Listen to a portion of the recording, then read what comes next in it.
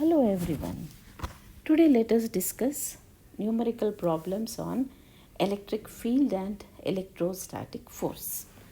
These are very important for board exams, competitive exams, NEET, JEE mains, state level, engineering exams, and many exams. It is very much useful. So let's start our problems. Before going to the problems, I always tell you you should know the formulas related to the topic. If you don't know the formulas, write them five times looking into the book, then close the book and again write them. And if you don't remember them, again open the book, write them 5 times. By the end of writing 10 times, definitely you will learn them by heart. So, never think numericals are difficult. They are, in fact, very easy. Very easy. Only thing is, you should know the formulas and you should know the theory related to the numericals. Therefore, easily you can attempt the numericals. Today, for our discussion here, I have taken 4 problems. The first problem is you can see 2-point charges plus 5 microcoulombs and plus 1 microcoulombs are separated by a distance of 2 meters in air. Find the point on the line joining the charges at which the net electric field of the system is 0.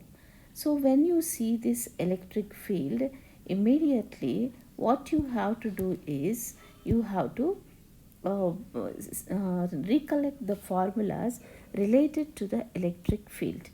So when you get electric field formulas, it will be very easy for you to do. So let's go and write some formulas related to the electric field. So let's start the formulas.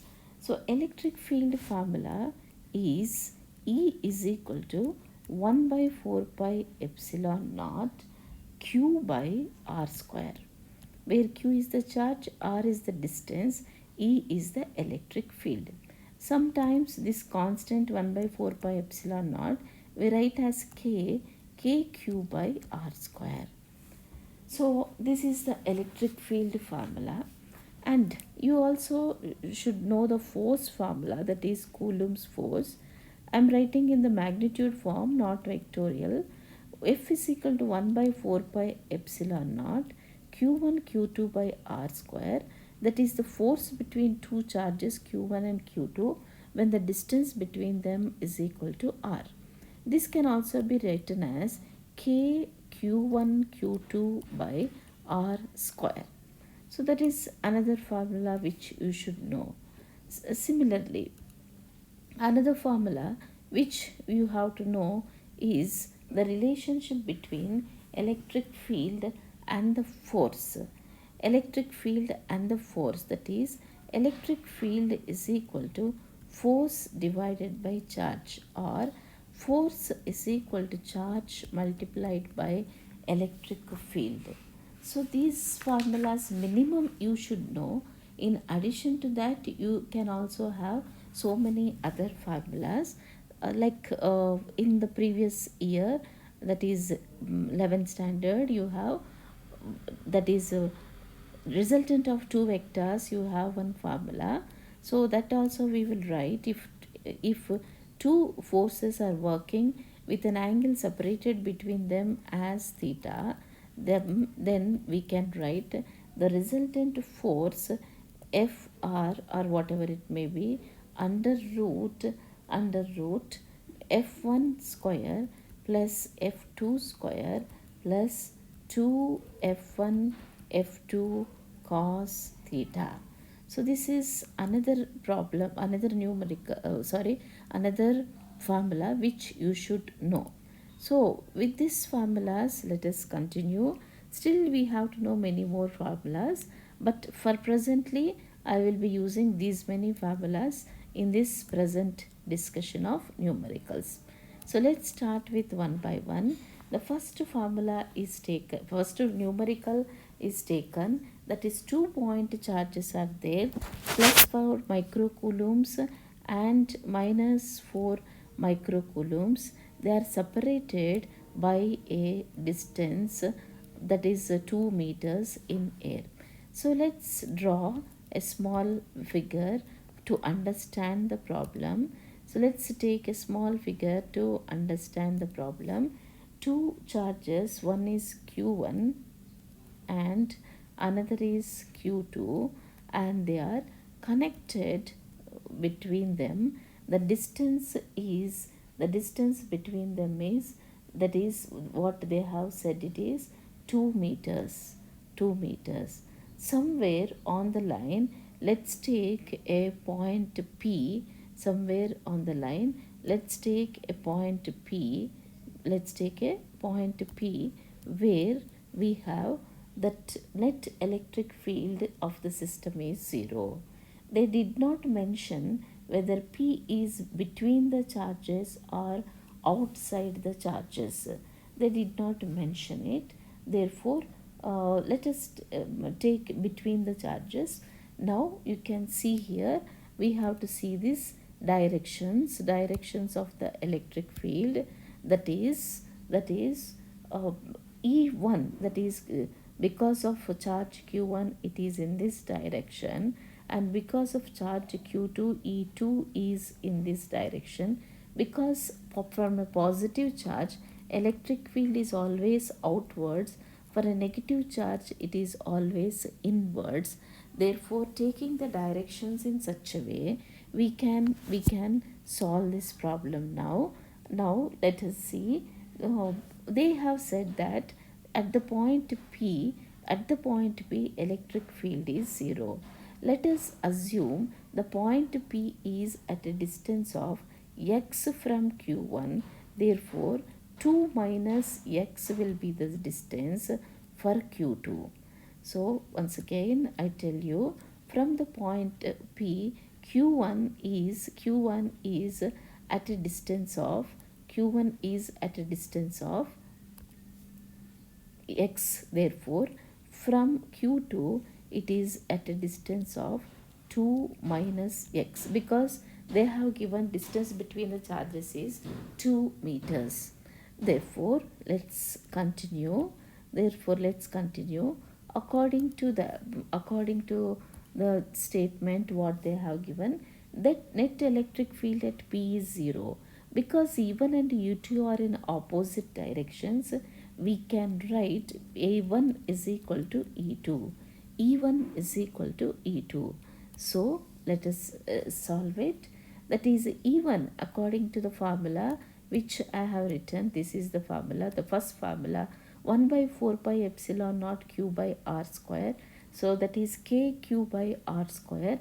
Let us apply that formula. And try to solve this problem. Now E1 is equal to E2, that is 1 by 4 pi epsilon naught, that is q by r square. Q means 4 microcoulombs, 4 into 10 to the power of minus 6, divided by distance means x square, which is equal to E2 1 by 4 pi epsilon naught, that is 1 microcoulomb, 1 into 10 to the power of minus 6, divided by 2 minus x whole square. So whatever you can cancel on both the sides, you can cancel these things which can be cancelled. And now let's simplify it. That is 4 by x square is equal to 1 by 2 minus x whole square. Therefore you will get 4 into 2 minus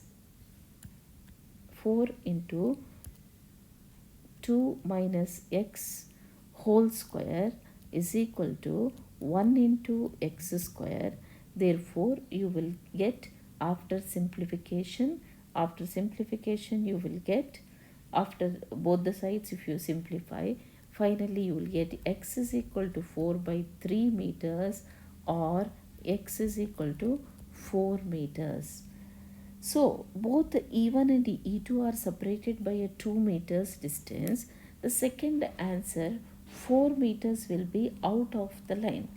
Therefore, we cannot take it out of the line. And one more thing is, E1 and E2 will be in the same direction where at 4 meters. So therefore 4 meters cannot be our answer. You can see this is our figure. So E1 and E2 are in the same direction outside. Outside means if you extend this line like this, outside E1 and E2 both will be in outwards only. Therefore, we cannot take 4 as the answer. At 4 meters, either from Q1 or Q2, what happens is, that is, both electric fields will be in the same direction, so the net field cannot be 0. So what we have to take now is the first answer we have to take, that is x is equal to 4 by 3 meters, that is to the right of the plus 4 coulomb charge, plus 4 microcoulomb charge. That means from the first charge, this is Q1, which is left side, that is nothing but 4 microcoulombs. From the 4 microcoulombs, that is point is at a distance of 4 by 3 meters towards the right side of plus 4 microcoulombs. So in this way you can easily solve. And now let's start our second problem. So let's see what is the second problem. The second problem is,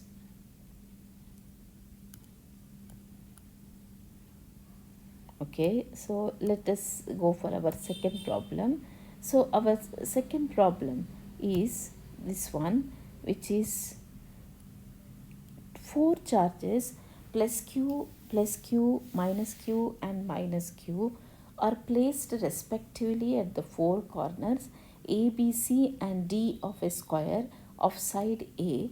Calculate the electric field at the center of the square. So you have to imagine a square ABCD and its side is A, and you have to calculate the electric field at the center of the square. So the 4 corners we have plus Q, minus Q and minus Q are placed at the 4 corners. Each corner we have these charges, and we have to find the electric field at the center of the square.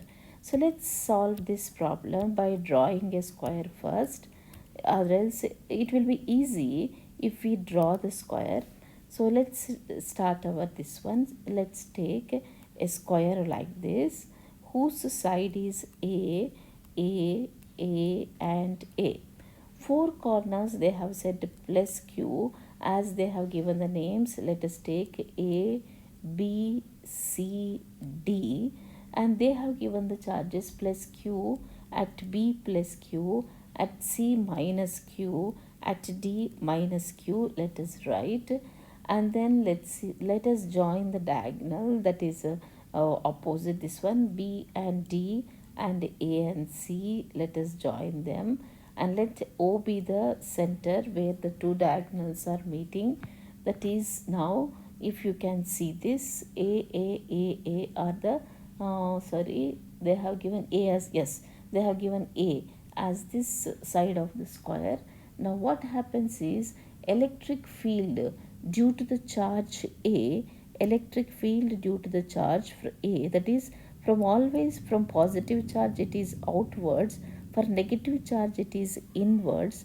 Therefore from plus Q it is in the direction like this, which I am drawing now, and for minus Q, which is at C, for that also it is in this direction. Similarly, from positive charge plus Q at B, electric field is outwards in this direction which I am drawing now, and also for minus Q, which is at D, it is inwards, that is in this direction which I am drawing now. That means electric field due to A and C are in the same direction, and electric field due to B and D are in the same direction. So taking it into consideration, now let's once again try to understand our diagram in a neat way. This is our square. Now once again let's draw the four sides, A B is four corners, A B C D, and then Q plus Q plus Q and minus Q and minus Q is here. O is the center. This is the resultant of A and C, which is E1 bar. This is the resultant of B and D, which is E2 bar. Now E1 bar and E2 bar are separated with an angle, therefore resultant will be somewhere in this direction. It makes an angle beta with the direction of E1 bar. So we have to find the magnitude of E now, because E1 is the resultant of EA and EC, and E2 is the resultant of EB and ED. Therefore, now let us take E1 and E2 and calculate the resultant E that makes an angle beta. Let's make an angle beta with respect to E1. We have to find the magnitude and we have to find the direction. That means angle beta we have to find. Now before going to that, applying the Pythagoras theorem,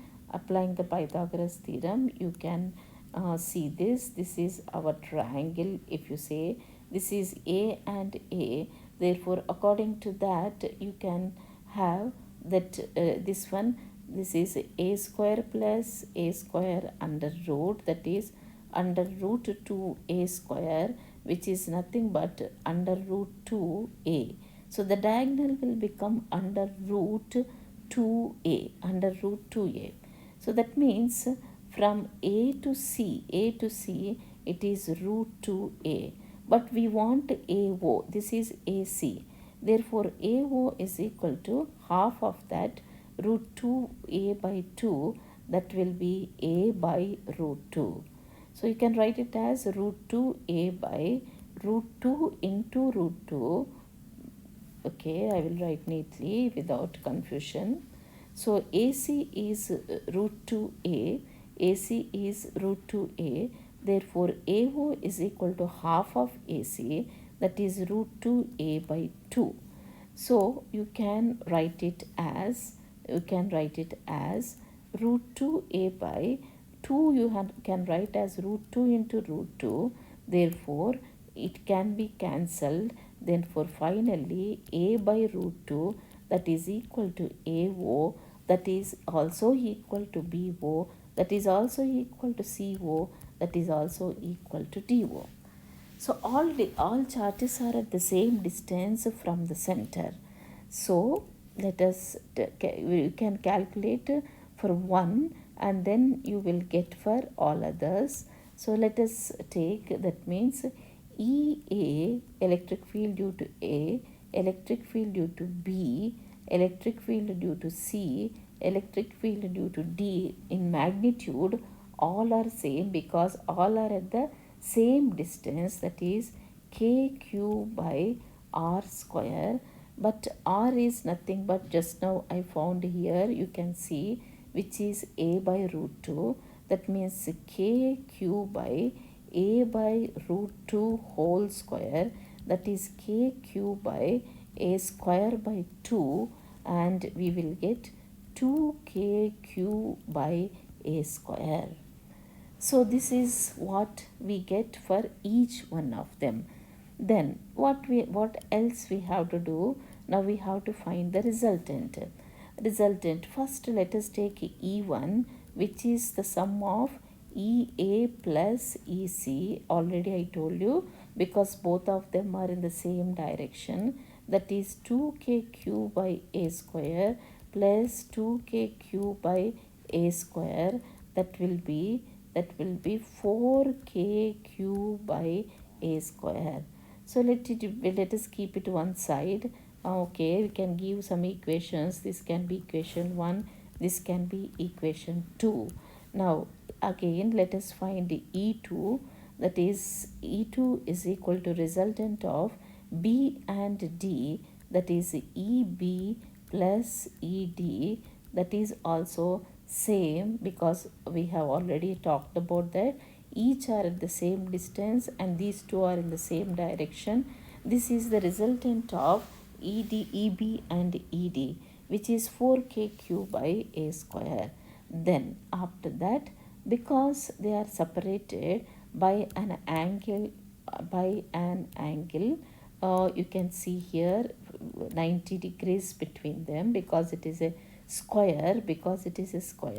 You can see there here that is 90 degrees. So we can say they are separated by an angle 90 degrees. The resultant of these two, E1 and E2, you can write as ER or whatever it may be under root E1 square plus E2 square plus 2E1 E2 cos 90, and then cos 90 is 0. So under root E1 square plus E2 square, that will become under root 4kq by a square, then whole square plus 4kq by a square and then whole square.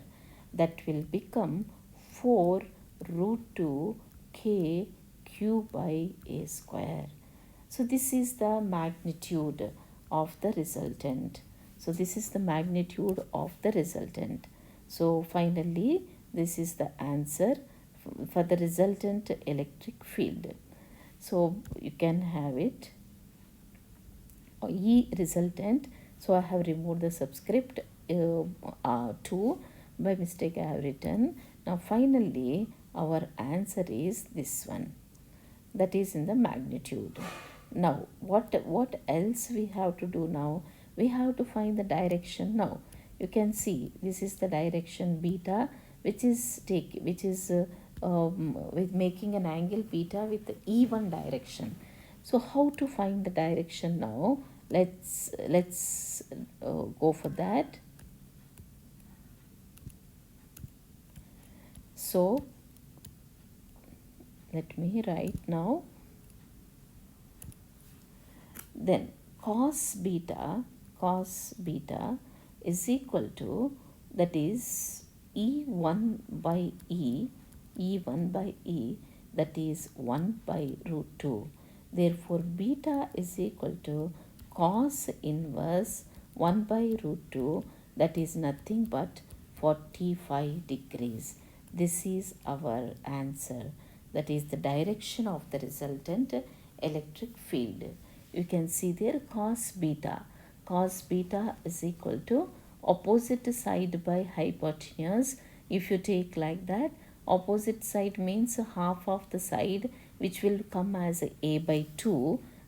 Just I'm explaining for your understanding. You can see from that figure, you can see cos beta will become this, like let me draw one line here. So you can see here, so this cos beta will become opposite side means half of a, that will become a by 2, and this is half of the hypotenuse AC that we have already calculated, which is a by root 2. So finally you will get a by 2 by a by root 2, then you will get 1 by root 2. So that is how we have calculated cos beta, that is 1 by root 2, that is nothing but 45 degrees.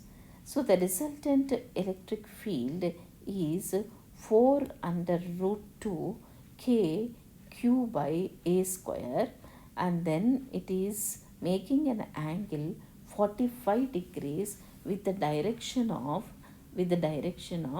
resultant of EA and EB, which is E1 bar. Now let's continue our discussion with the next problem. So next problem, I took a problem for the force. So let me show you now the next problem.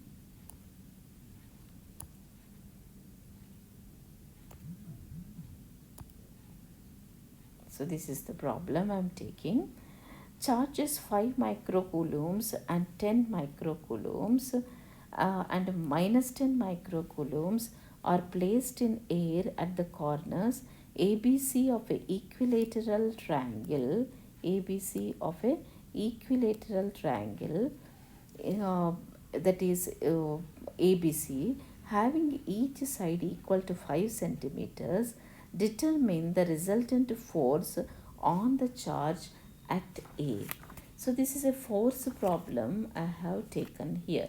So charges plus 5 microcoulombs plus 10 microcoulombs and minus 10 microcoulombs are placed in air at the corners of a triangle ABC, that is an equilateral triangle. So the triangle each side is 5 centimeters.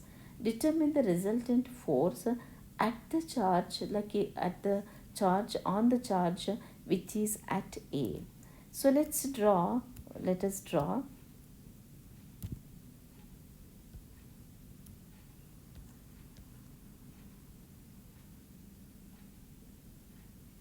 one triangle there. Sorry.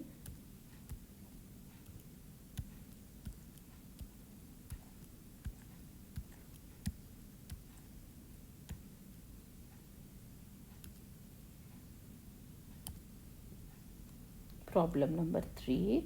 There is a triangle like this, and this is A, and this is B, and this is C, and charges are kept. This is plus 5 microcoulombs, and then plus 10 microcoulombs and minus 10 microcoulombs. Each side is 5 centimeters, 5 centimeters, 5 centimeters. And then what we have to find? Force on the charge A. Now the charge A experiences two forces. One is because of B, in this direction. Another is because of C, which is in this direction. So two forces it will experience. This is F1 and this is F2. So F2 I have not drawn properly. Let me draw it again. Yes. Like this it works. This is F2. So let us use the parallelogram law of vector addition. If two vectors A bar and B bar are separated by an angle theta, then parallel to A, from B you have to draw one line, and from parallel to B you have to draw another line from A, and then you have to join the diagonal. The diagonal gives the resultant of A plus B. This is called as parallelogram law of vector addition. So according to that,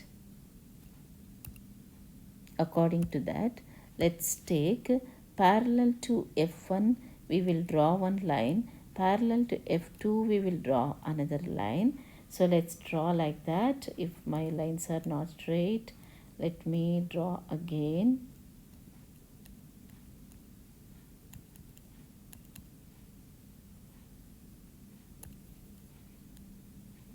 Yes, parallel to F1 we will draw one line, and parallel to F2 we will draw another line.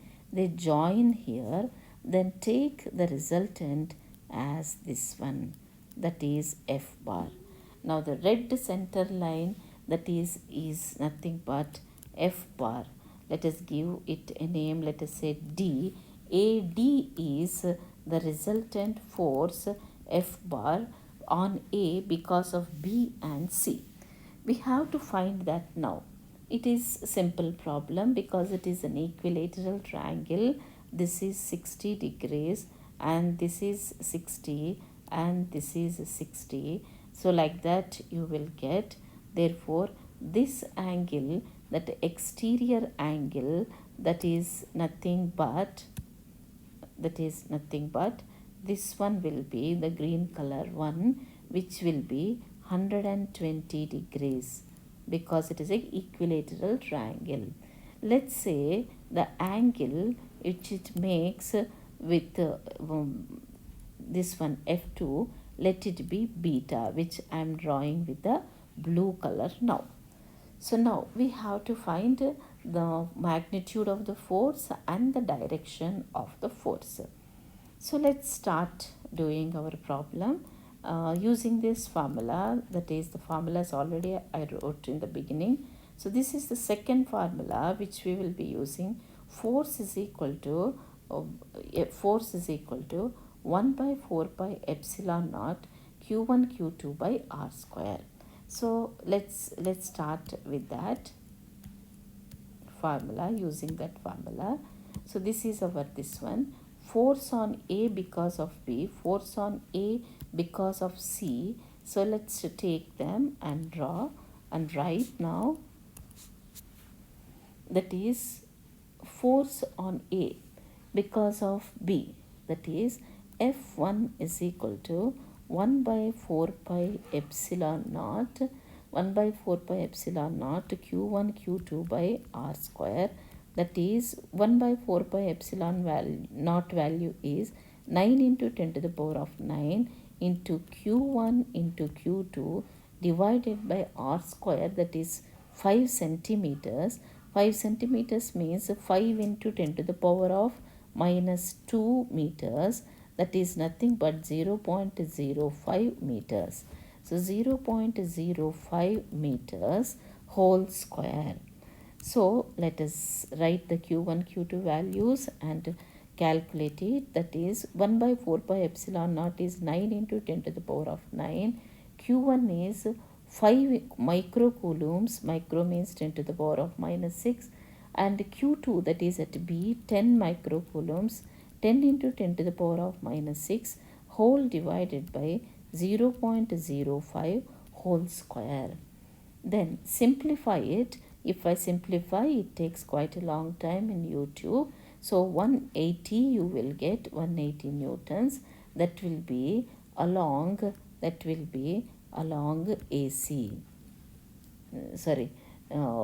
will be along not AC, sorry, that will be along this direction, AB, that is BA. So let me come back to the picture once. Yes, so this is F1, that is along BA direction, along BA direction. Well, along BA direction, I hope you got it. That is along BA direction, which I have written with the violet color as F1. So let's continue that with that. That is 180 degrees along BA direction. Similarly, F2, let us calculate the force on A because of C. That is also same formula, 1 by 4 pi epsilon naught q1 q3 by r square. That will come around 9 into 10 to the power of 9 into q1 into q2 divided by same 0.05 whole square. Then you will get it as 9 into 10 to the power of 9 into 5 into 10 to the power of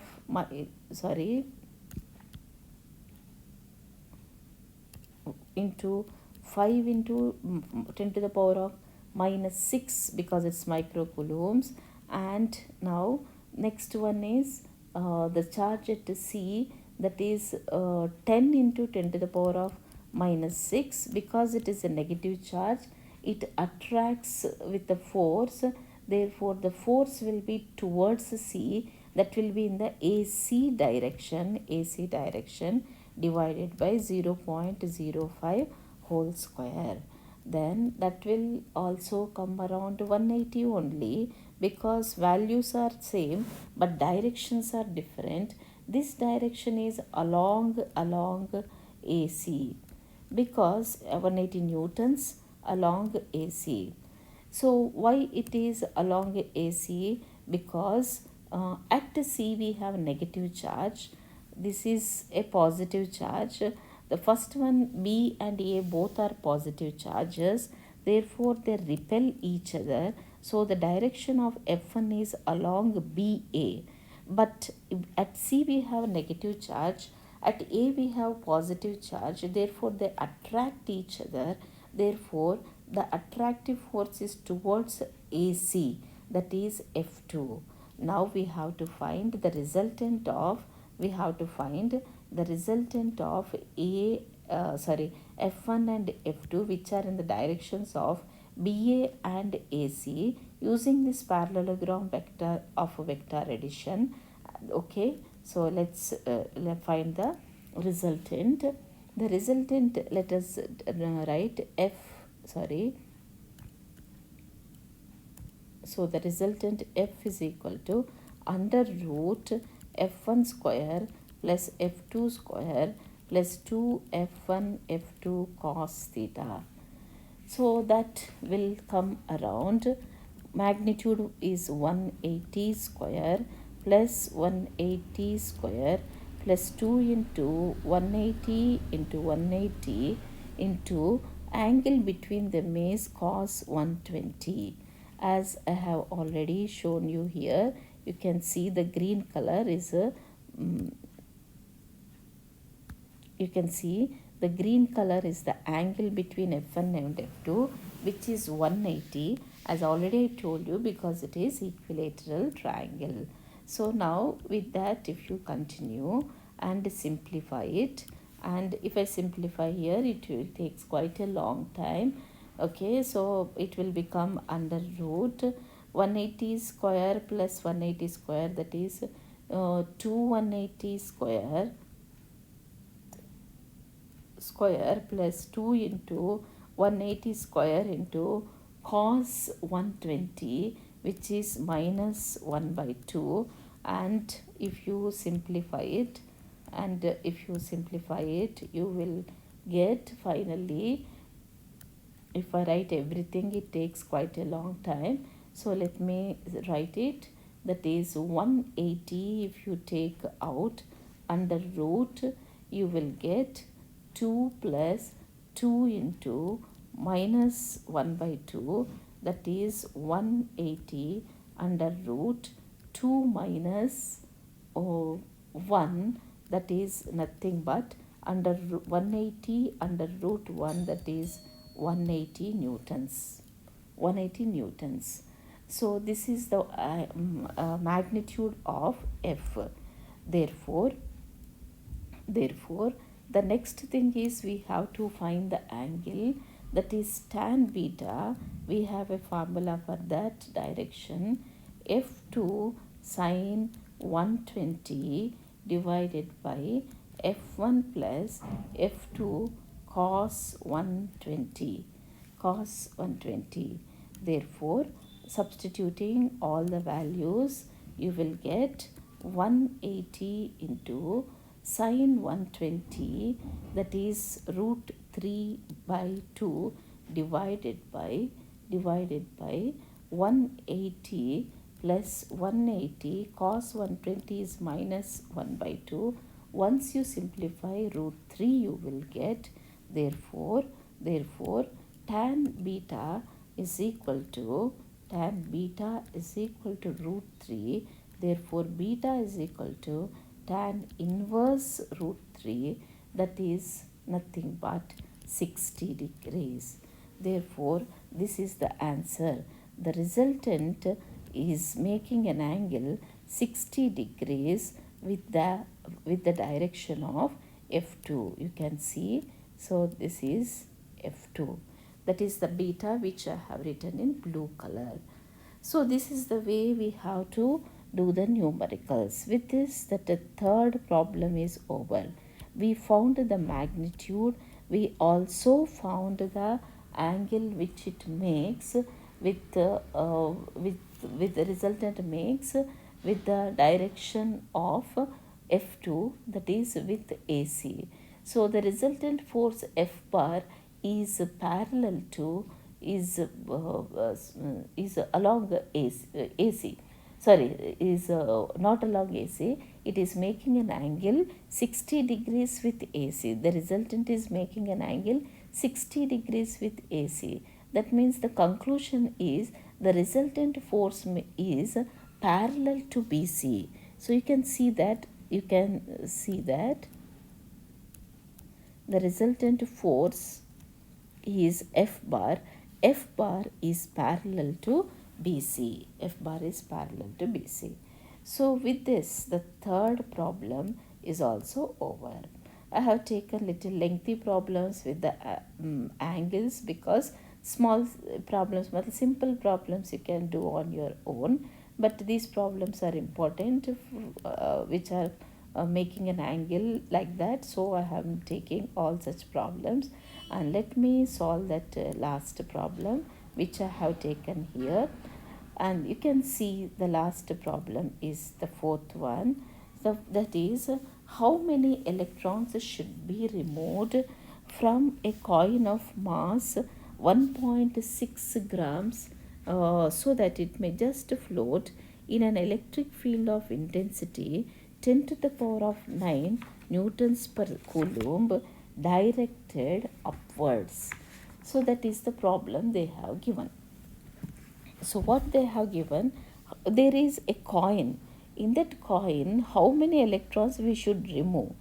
That is the question. The mass of the coin is 1.6 grams, and it has to float in an electric field, and the electric field intensity is 10 to the power of 9 newtons per coulomb, and the direction is upwards. So let me solve this problem, and afterwards we can close this video. This is another problem which we have to do carefully. That is the fourth problem I am taking here. So there is a coin here, and side we have this electric field. Electric field is in this direction. Upwards they have given. It has to float. Direction of the electric field and the force on the coin is the same, that is QE, that is F bar, force on the coin is QE bar, which is in the same direction. Just I have put a line between the problem 3 and problem 4. So this is the force which is working upwards, which is nothing but F bar is equal to QE bar. F bar is equal to QE bar. So this is the direction of the force, but at the same time the force which is working downwards is its weight, which is mg. Mg is the force which is working downwards. So let us try to solve the problem now. Now let's write. They have given the mass of the coin is 1.6 grams. So 1 gram is 10 to the power of minus 3 kg, as all of you know. So 1.6 into 10 to the power of minus 3 kg. And what is the magnitude of the electric field? They have given in the problem as 10 to the power of 9 newtons per coulomb. So we have to find how many electrons should be removed, that is n is the question mark. Therefore, we have a formula, Q is equal to Ne, charge is equal to number of electrons into charge of the electron. So this is the charge which we have to find now. Therefore, when the coin has to float, that is what they have given in the problem, how many electrons should be removed. When the coin has to move, then when it will float is, we can have, that is upward force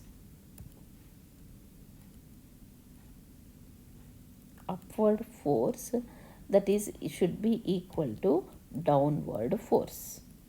So downward force, when both are equal, then the coin will flow. That means here upward force, you can see QE is the upward force, downward force is its weight, that is mg. When both are equal, then the coin will float. then the coil will float. Therefore, let us take that is upward force is Q into E and downward force is mg, but Q is equal to Ne, just now we wrote. So NEE is equal to mg. What we want? We want N. Therefore, N is equal to mg divided by E into E. So all values are given in the problem. M is 1.6 into 10 to the power of minus 3. G is 9.8 meters per second square, acceleration due to gravity. Charge on the electron 1.6 into 10 to the power of minus 19 coulombs. We all should know by heart it.